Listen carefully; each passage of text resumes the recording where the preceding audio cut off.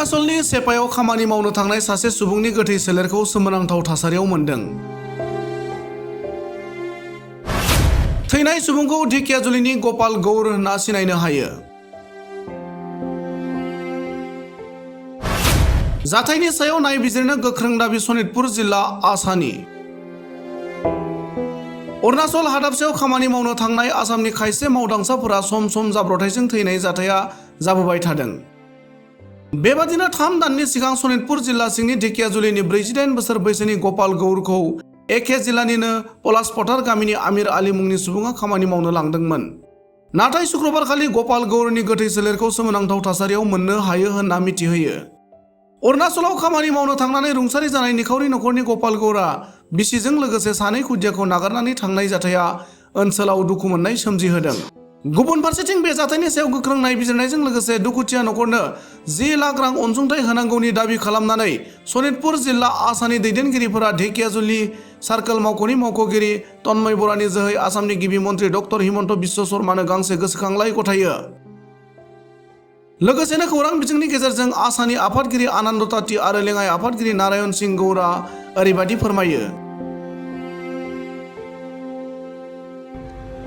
হয়, আমার শোণিতপুর জিলা অন্তর্গত বৰচলা বিধান সমষ্টিৰ অন্তৰ্গত আমাৰ পলাশবস্তিৰ গাঁৱৰ গোলাপ গৌৰ নামৰ এজন ব্যক্তিক 3 মাহ পূৰ্বে আমিৰ আলী নামৰ এজন ব্যক্তিয়ে প্ৰলোভনেৰে মানে অসমৰ ওচৰ চুবুৰীয়া ৰাজ্য অৰুণাচললৈ কামৰ প্ৰলোভন দি লৈ যায় আৰু এই কাম কৰা অৱস্থাত আমি খবৰ পোৱা মতে 4-5 দিনৰ আগত তেখেতে অসুখ অৱস্থাত মানে অৰুণাচলত তেখেতক জোৰ জবৰদস্তি কাম কৰাই আছিলে আৰু যোৱাকালি ৰাতি তেখেতৰ মৃতদেহটো আনি মানে বলপূৰ্বক হিচাপে তেখেতসকলক ঘৰত সমজাই দিয়া ঘটনাক আমি আদিবাসী ছাত্ৰ সন্থাই তীব্ৰ ভাষাৰে গৰিহণা দিছোঁ।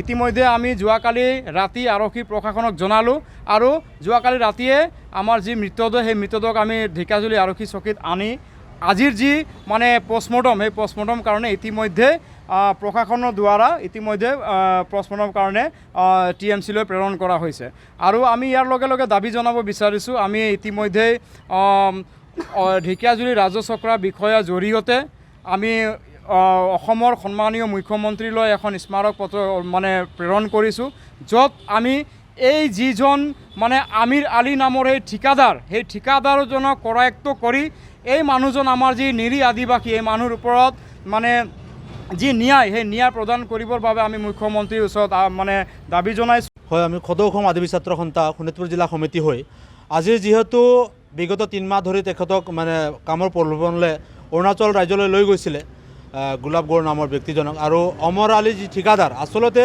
সেই ঠিকাদাৰৰ আচলতে শ্ৰমিকৰ যিটো লাইচেঞ্চ ঠিকাদাৰ কৰা লাইচেঞ্চ তেখেতৰ আছে নে নাই যিটো তো সেইটো এটা উচিত তদন্ত হ'ব লাগে। যিহেতু এনেধৰণৰ বহুত ঠিকাদাৰ আছে যিসকলে মানে কোনো অনুজ্ঞাপত্ৰ নথকাকৈ আচলতে এনেধৰণৰ সহজ সৰল মানুহবিলাক লৈ পেলাই তেখেতসকলে কম পইচাত খাটাই পেলাই তেখেতসকলে বেনিফিট আদায় কৰে। গতিকে এনেধৰণৰ বহুত শ্ৰমিক আছে যেনেকৈ মৃত্যুৰ মুখত পৰে আৰু বহুত শ্ৰমিক আছে তেনেকুৱা অৰুণাচল বা বিভিন্ন ৰাজ্যত আজি তেখেতসকলে আজি তেনেধৰণৰ এটা ভুক্তভোগী হ'ব লগা হৈছে। গতিকে আমি আহ্বান জনাইছোঁ যে এনেধৰণৰ ঠিকাদাৰক উচিত তদন্ত হ'ব লাগে, তেখেতক কৰায়ত্ব কৰিব লাগে আৰু কৰায়ত্ব কৰি পেলাই যেনে এনেধৰণৰ ঠিকাদাৰক উচিত শাস্তি দিয়াৰ কাৰণে আমি দাবী জনাইছোঁ।